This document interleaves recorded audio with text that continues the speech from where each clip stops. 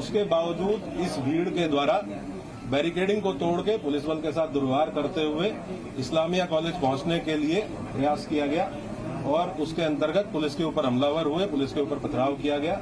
वहां से हम लोगों के द्वारा जो सामग्री रिकवर हुई है उसके बारे में मैं आपको बता देता हूं। ईंट पत्थर के टुकड़े भारी मात्रा में रिकवर किए गए हैं, चप्पल जूते भारी मात्रा में, पुलिस के टूटे हुए बैरिकेड रिकवर किए गए हैं।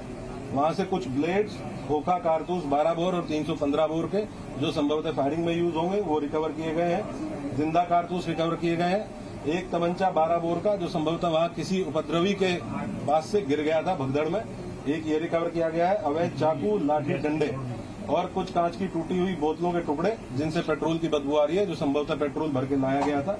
ये सारी चीजें वहां से जो घटनास्थल था खलील किराए का, वहां से बरामद की गई है।